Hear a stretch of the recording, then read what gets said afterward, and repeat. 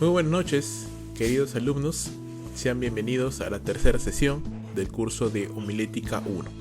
El día de hoy vamos a hablar acerca de las ventajas y de los riesgos de la predicación expositiva. Como siempre, empezamos con una frase, un fragmento de un conocido autor para poder introducir el tema. Así que yo quiero presentarles esta cita de John Brodus. El primer ruego, dice, es por la predicación expositiva. Este es uno de las más grandes necesidades de la actualidad. Hay ricas recompensas de gratitud humana esperando para el hombre que pueda hacer que la Biblia tome vida.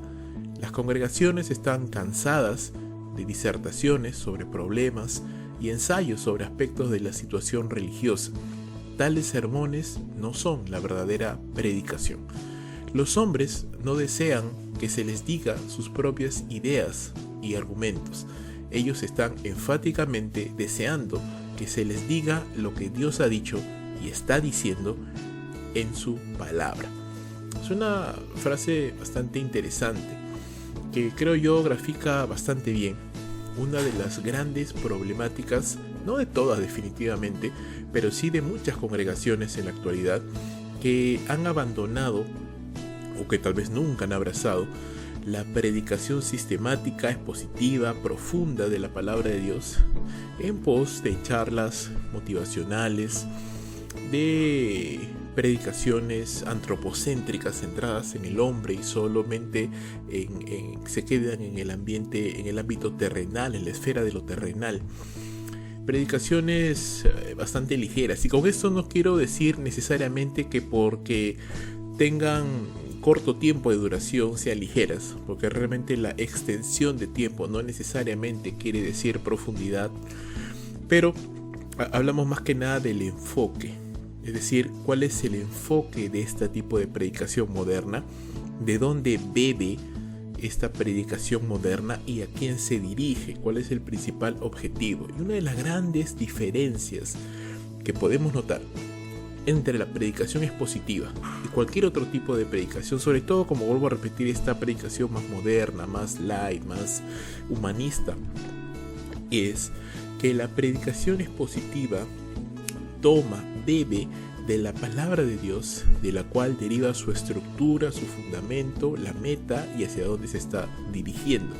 En cambio, esta predicación más contemporánea, más moderna, más ligera, por así decirlo, bebe básicamente de la problemática humana y trata de resolver asuntos de la vida humana y utiliza, ojo ahí, la palabra de Dios como uno de muchos recursos, añadiéndole consejos de psicología y de cualquier otra cosa más, pero no está tomando o no está centrando, ¿no?, en la suficiencia de las Sagradas Escrituras. Entonces, cuando hablamos de predicación expositiva, definitivamente estamos tocando o tomando muchos otros conceptos como la suficiencia de las Sagradas Escrituras, la autoridad de la palabra de Dios, el hecho de que la Biblia como palabra de Dios es viva y eficaz, y la autoridad que ella tiene para normar la vida del creyente. Entonces, hay muchas bendiciones definitivamente de predicar la palabra del Señor, pero también plantea desafíos.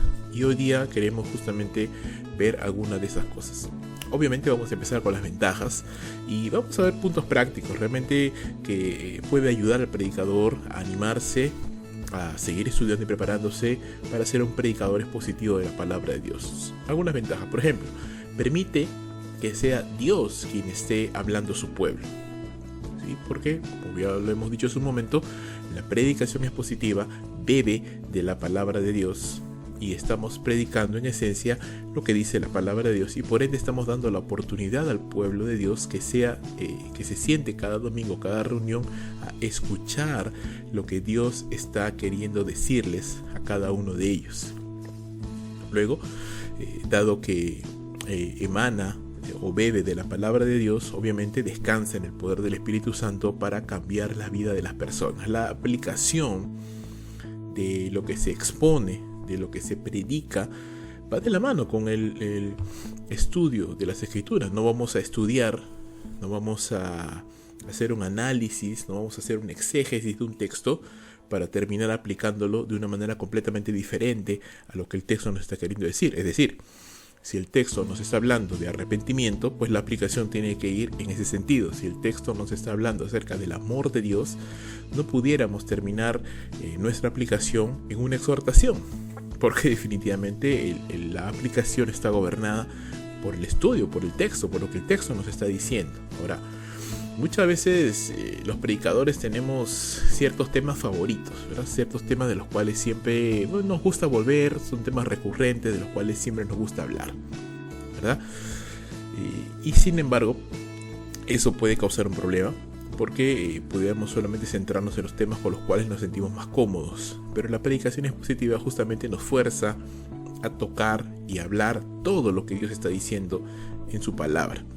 Eso es justamente la ventaja número 3, ¿sí? Minimiza el riesgo de usar la palabra a nuestro antojo, es decir, usar la Biblia para hacer que diga lo que nosotros queremos que diga. Pero no, cuando estamos navegando por los libros de la palabra del Señor y exponiendo sistemáticamente porciones de las Escrituras, nosotros de alguna manera nos estamos sometiendo a la autoridad de la palabra para que ella sea la que esté hablando, no solamente al predicador, pero al pueblo, todo lo que Dios quiere que digamos. Quita la necesidad de depender de nuestra personalidad o ingenio, ¿sí? Como ya les decía, muchas de las formas modernas, contemporáneas y no por eso correctas de predicar la palabra de Dios descansan más que nada en la personalidad del predicador, en si sabe decir frases inteligentes, chistes o situaciones o conceptos provenientes de otro tipo de disciplinas, pero no de la palabra de Dios. En cambio, cuando predicamos predicamos positivamente, no significa, y ese es uno de los grandes mitos que se tiene de la predicación expositiva. La predicación expositiva no tiene por qué ser aburrida, no tiene por qué ser académica, sosa. Se tiene a veces ese concepto de que la predicación expositiva es aburrida, ¿no? Es académica, es mucho de hablar de griego, de hebreo y muy densa. Y no es así, eso no es la verdadera predicación expositiva. La predicación expositiva, como ya lo dijimos la semana pasada, es teología en llamas, ¿verdad? Debe ser una predicación intensa, debe ser una predicación en la cual se compromete no solamente el intelecto, pero también el alma y la voluntad del predicador y de los que están escuchando. Entonces, sin embargo, eso no significa que depende del carisma del predicador. En todo caso, queremos decir que un predicador no va a ser un mejor predicador porque sea más carismático, no debería ser así, sino por ser más fiel al texto bíblico. Y para eso obviamente nos ayuda la predicación expositiva. Promueve la humildad entre quienes enseñan la palabra de Dios. La tarea del predicador entonces se resume o se reduce a descubrir el poder y la frescura de la palabra de Dios y servir al pueblo.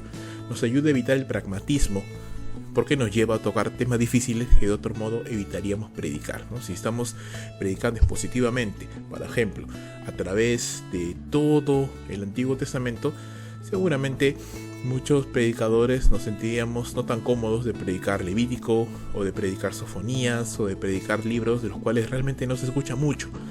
Pero justamente por eso, porque tenemos temas repetitivos, tenemos temas recurrentes a los que siempre volvemos, textos claves, lo que siempre estamos regresando. Pero cuando predicamos expositivamente nos fuerza a tocar todo el consejo de Dios y aún capítulos con los cuales seguramente no nos sentiríamos tan cómodos de estudiar.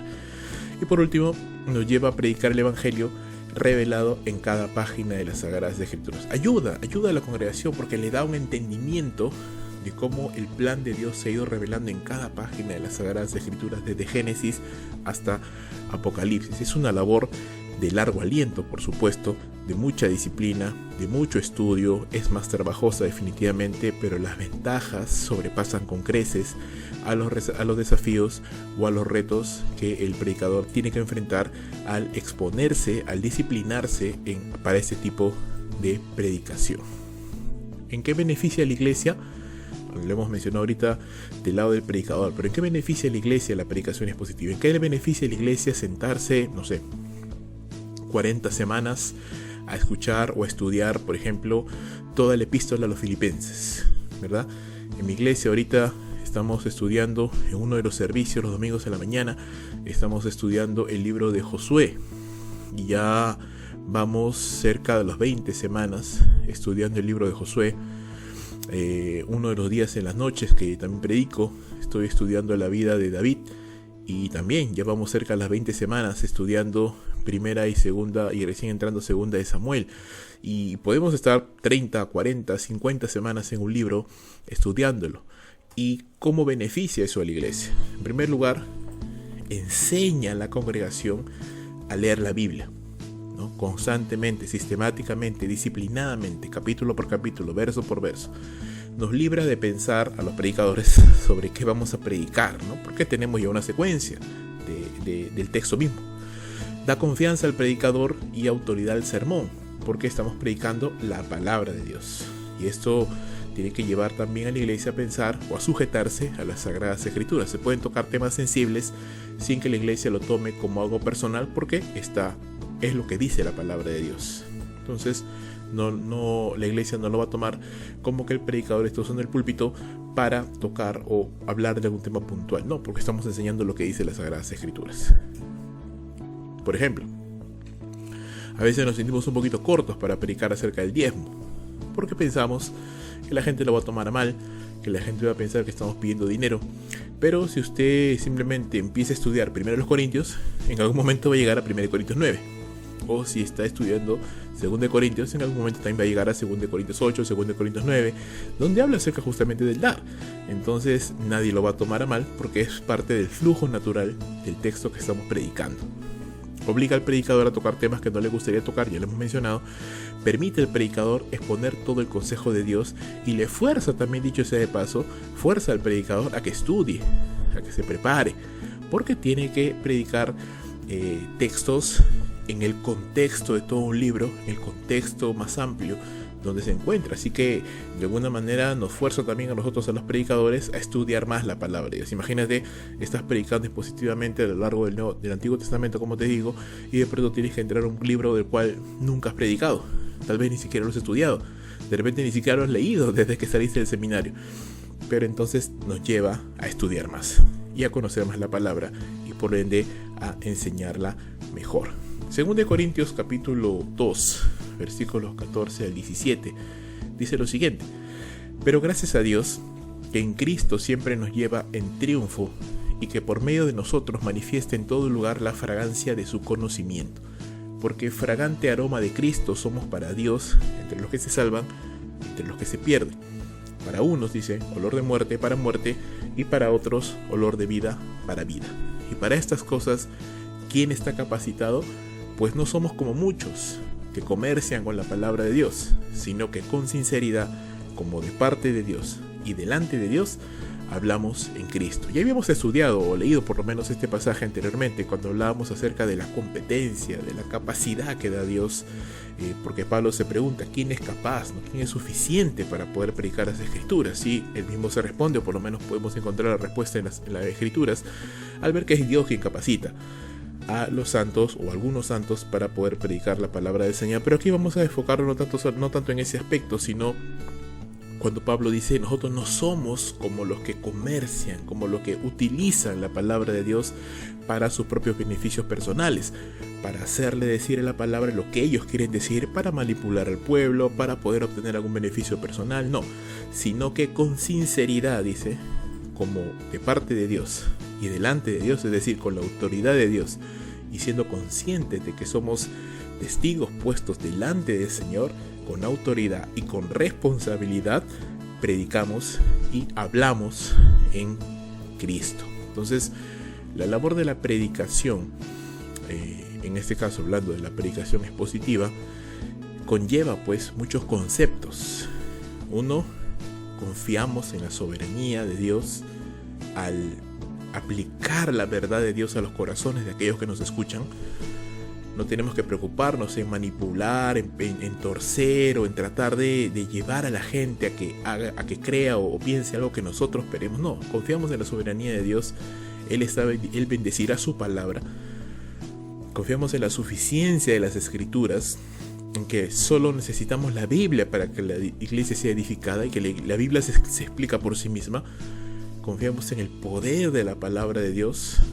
Somos conscientes de la autoridad delegada que Dios nos ha dado como ministros del Evangelio, y también somos conscientes de la responsabilidad que tenemos como predicadores delante del Señor para ser fieles testigos de lo que Dios está diciendo. Imagínate que pudiera usted, y alguna vez me compartieron este ejemplo y me gustó mucho.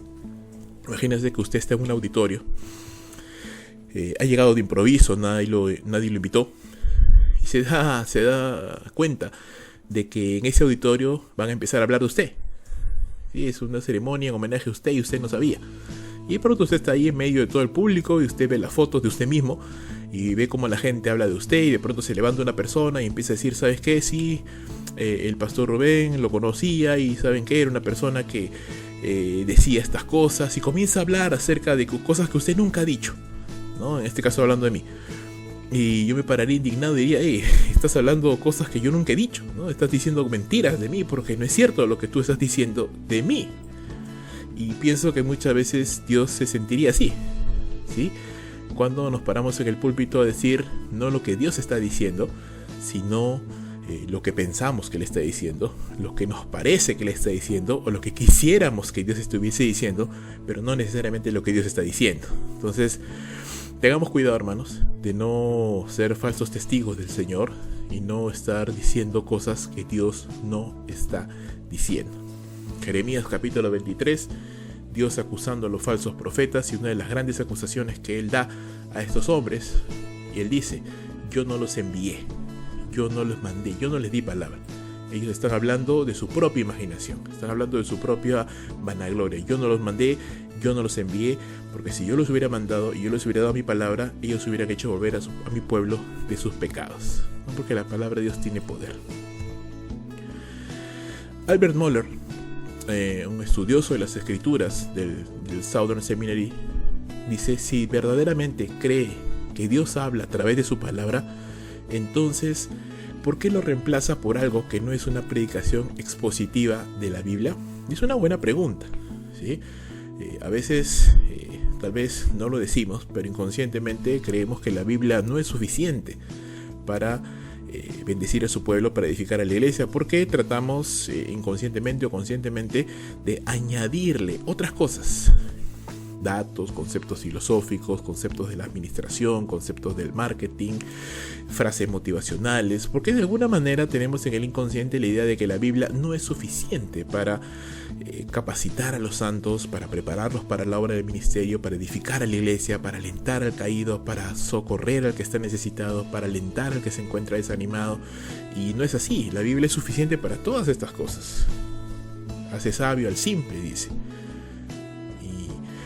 Entonces necesitamos volver a esas creencias, ¿verdad? Un predicador expositivo de la palabra de Dios es una persona que tiene que estar convencido de su bibliología, convencido de la suficiencia, del poder, de la vivacidad de la palabra de Dios. Todos esos conceptos teológicos se van amarrando, se van uniendo. No puedo ser un predicador expositivo si no confío en la suficiencia de la palabra de Dios, si no confío en la soberanía de Dios para bendecir a su pueblo, si no confío en el poder del Espíritu Santo para aplicar la verdad de Dios a los corazones de las personas. Entonces la función mía no es la de convencer a nadie, sino ponerme simplemente en la mano de Dios para que sea el Señor quien haga la obra a través de sus siervos. Ahora, el hecho de que tenga muchas ventajas la predicación expositiva no nos exime de desafíos, de riesgos, de peligros que pueden haber cuando empezamos a predicar versos por versos, libros por libros de la palabra del Señor. Por ejemplo, es posible perder de vista el bosque por culpa de los árboles. Es decir, es posible que pudiéramos, al estar predicando versos por versos y demorarnos demasiado, imagínate, demorarte 70, 80 semanas en un solo libro de la escritura, es posible perderte de vista, ¿no? Perder de vista todo el consejo de Dios o todo el panorama del plan de Dios por estar concentrado solamente en un pequeño punto de las escrituras. Entonces, el predicador tiene que encontrar un equilibrio, ¿sí? Queremos predicar expositivamente, queremos predicar todo el consejo de Dios, pero tampoco no queremos quedarnos 70, 80 semanas en un libro y perder de vista que hay muchos otros libros más de la palabra de Dios. Y realmente, por más tiempo que nos demoremos en un libro, hermanos, nunca vamos a poder sacarle el 100% de todo el contenido y toda la verdad, porque la Biblia es un libro vivo, eficaz, que siempre está hablándonos el Señor a través de su palabra. Ir a través de un texto puede ser muy rápido, muy lento, y eso va a depender mucho del predicador, de su método de estudio, creando confusión, aburrimiento o incluso errores. ¿Sí? Entonces, vuelvo a repetir, tiene que haber un equilibrio. Sobre todo esto es real o se nota más palpable. Usted se va a dar cuenta cuando predica expositivamente textos del Antiguo Testamento en contraste o en comparación con textos expositivos o predicación expositiva de textos del Nuevo Testamento. ¿Por qué? Porque el Nuevo Testamento, sobre todo las epístolas, la doctrina, hay mucha verdad contenida en pocos versículos. Por ejemplo, en Romanos capítulo 3, del verso 23 en adelante, 21 en adelante, hay muchísima verdad y pudieras demorarte varias semanas solamente en esos pocos versos. Pero, por ejemplo, si usted quiere predicar acerca de Sansón, Jueces capítulo 13 en adelante, usted puede tranquilamente tomar 4 capítulos, porque es toda una sola historia, y predicarlos en una sola sentada, o tomarse 2 o 3 semanas tal vez. Yo no tomaría más de 3 semanas en explicar la vida de Sansón, o hasta en una, como vuelvo a repetir. Pero si usted, imagínese, quiere desmenuzar la verdad y demorarse 7, 8, 10 semanas en la vida de Sansón, eso puede crear un poquito de confusión, puede crear un poquito de aburrimiento en la congregación. Incluso si usted demora demasiado o es muy específico en algunos puntos, usted está de alguna manera asumiendo que todas las personas o todos los hermanos de su iglesia van a seguir exactamente la secuencia, y a veces no pasa así. A veces, ¿qué pasa si una persona se engancha de pronto a la mitad o a las 3/4 partes de las semanas que usted ha tomado en explicar un libro? De pronto no saben ni en qué punto están, ni de dónde vienen y hacia dónde van. Entonces tiene sus riesgos.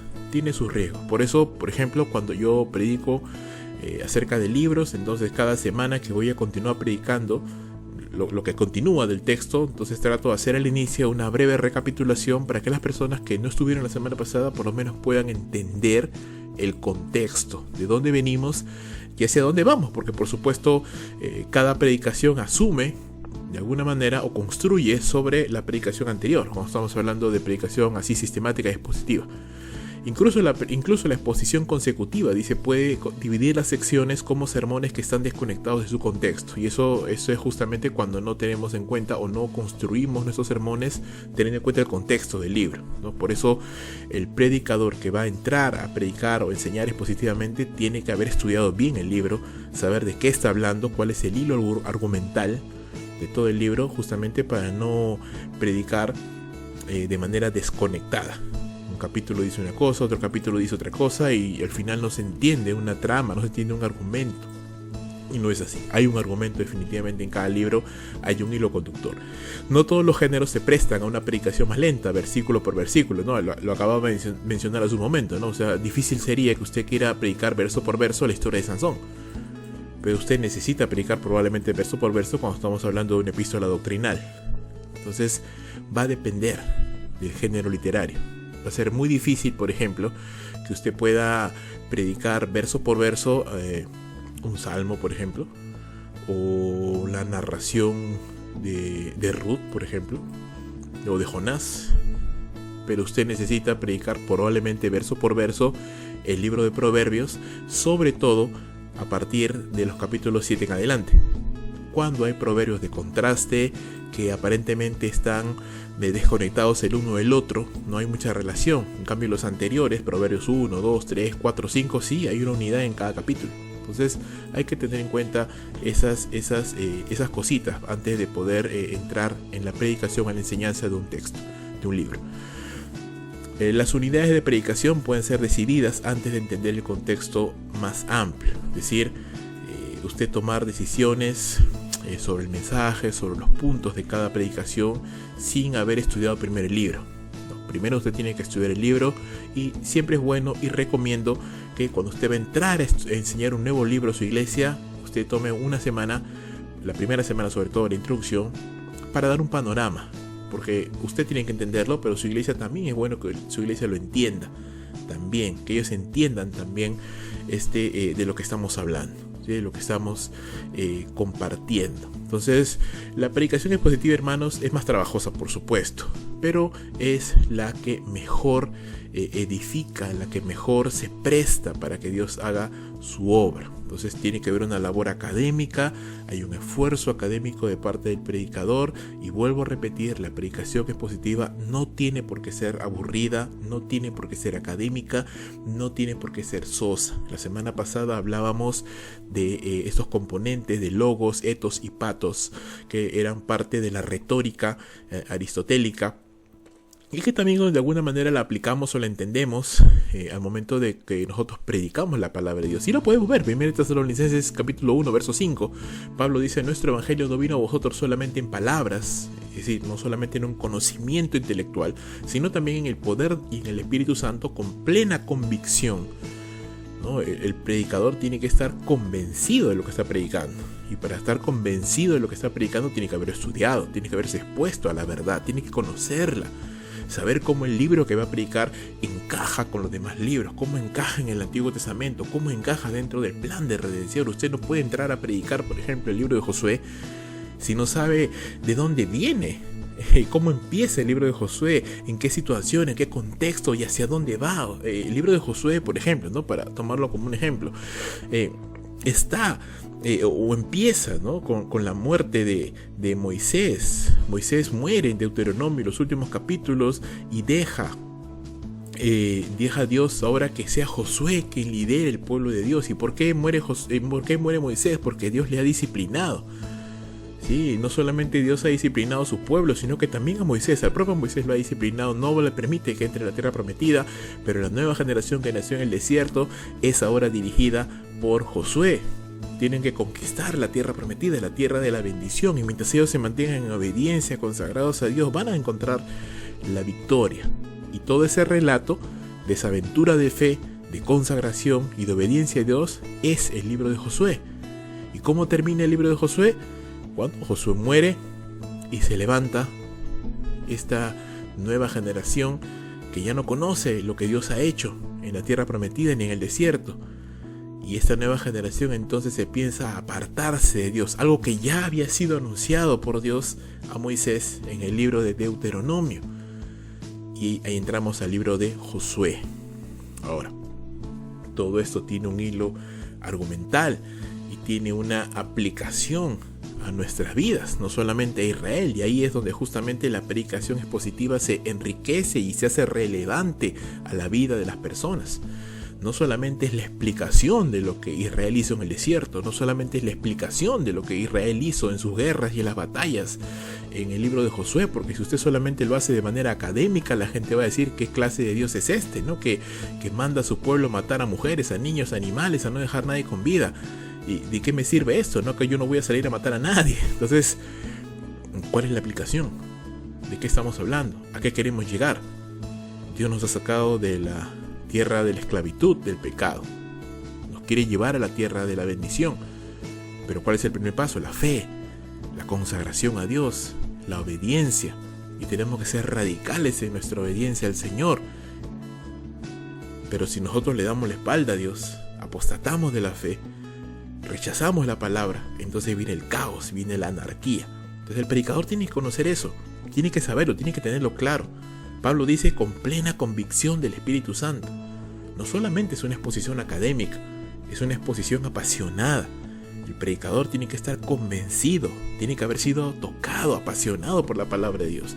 Como sabéis, dice qué clase de personas demostramos ser entre vosotros, por amor a vosotros. Es decir, el predicador no solamente tiene que ser un hombre informado con la palabra de Dios, tiene que ser un hombre apasionado por la palabra de Dios y ser un hombre que dé ejemplo de la palabra de Dios. Esos son bastantes requisitos que es necesario que el predicador tenga en mente para poder compartir la palabra de Dios. Mira lo que dice John MacArthur en su libro La predicación, cómo predicar bíblicamente. Dice, el predicador debe, primero que nada, permitir que el mensaje que se está desarrollando se filtre a través de su manera de pensar, así como a través de su vida antes de poder predicarlo. Esdras proveyó el modelo perfecto, porque Esdras había preparado su corazón para inquirir la ley de Jehová, para cumplirla y para enseñar en Israel sus estatutos y decretos. Entonces es importantísimo que el predicador expositivo sea un hombre que conozca la Biblia, que se esté nutriendo, saturando constantemente de la palabra de Dios. Te cuento un testimonio. En nuestra iglesia nosotros tenemos un devocional. Pero mi responsabilidad no solamente es decirle a la iglesia, bueno, lean este capítulo. No, yo lo leo. Yo los leo, preparo un devocional, estudio, confecciono un devocional, lo entrego a mi iglesia para que ellos lo lean, puedan tomarlo como base para sus propios devocionales. Pero a mí me interesa pasar yo día con día estudiando, leyendo una vez más. Estamos en el devocional de leer toda la Biblia en un año.